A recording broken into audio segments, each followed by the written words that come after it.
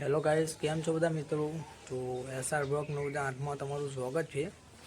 તો આપણે આજે નવો બ્લોગ બનાવવાના પૂરા કરવાના છીએ।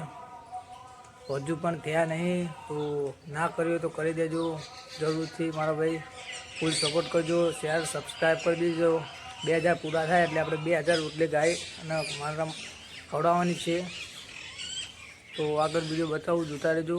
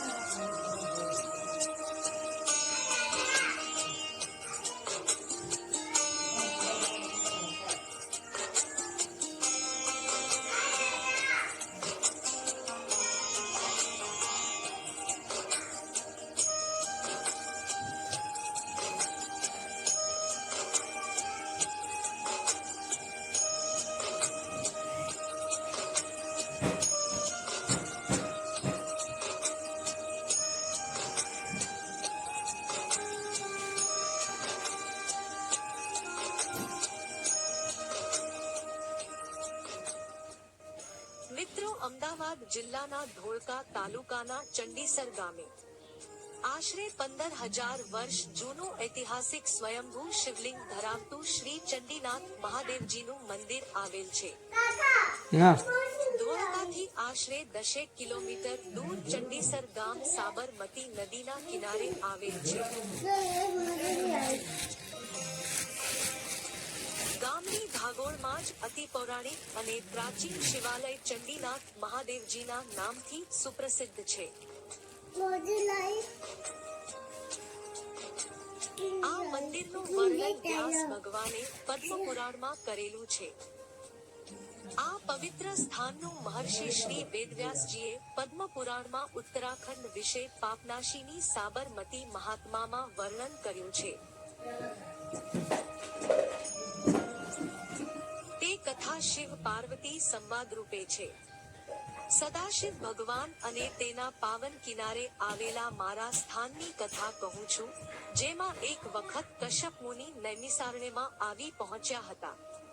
તેમનું દરેક મુનિઓએ સ્વાગત કર્યું હતું અને મુનિઓએ તેમની મનોકામના પૂર્ણ કરવા ગંગાજી લાવો કહ્યું। ત્યારે મુનીશ્વર કશ્યપજીએ જંગલમાં સાબરમતી નદીના તટ ઉપર ચંડેશ્વર મહાદેવ તીર્થ જેવા અનેક તીર્થો આદિ અનાદિ કાળથી છે, જેનું સુંદર વર્ણન પદ્મપુરાણમાં પ્રસિદ્ધ છે। મિત્રો, જો તમને આ વિડીયો ગમે તો લાઈક કરો, શેર કરો અને અમારી ચેનલને સબસ્ક્રાઇબ કરો।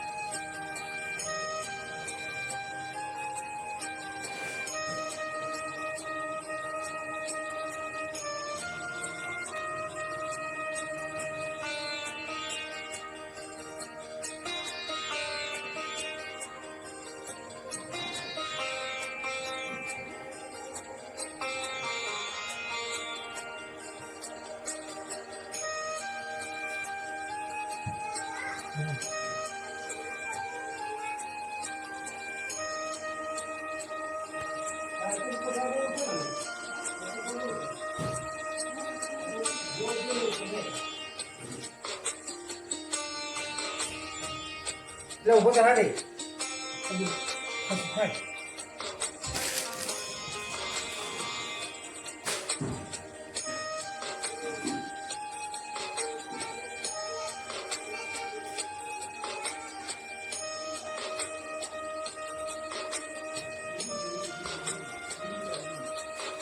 જવા દે આ કેમ કાઢી છે તમે હું કશું કાઢી નથી આ તો આપો નહીં એને કાઢી કશું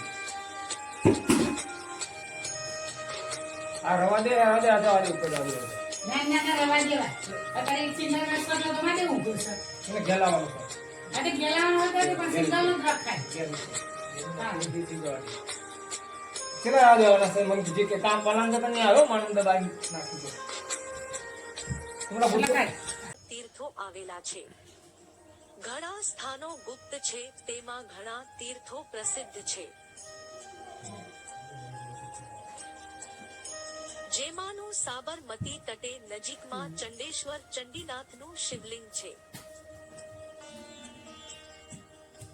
12 વર્ષનો વનવાસ ભોગવ્યા બાદ પાંડવોએ 13મા વર્ષે હુપાઈને રહેવાનું હતું ત્યારે આ સ્થળે આવી બ્રહ્માણી દેવીની આરાધના કરી એક ખીજડાના ઝાડ ઉપર પોતાના શસ્ત્રો મૂકી વિરાટનગર એટલે કે હાલના ધોળકામાં પ્રવેશ કરતા પહેલા ભગવાન ચંડેશ્વરની પૂજા અર્ચના કરી હતી ત્યારબાદ ઘણા વર્ષો પછીની વાત હોય અને લોકવાયકા પ્રમાણે વેપાર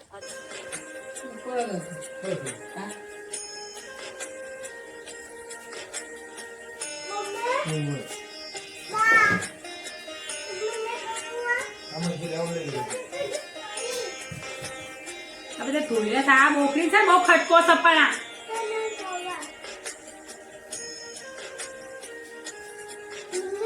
હા શું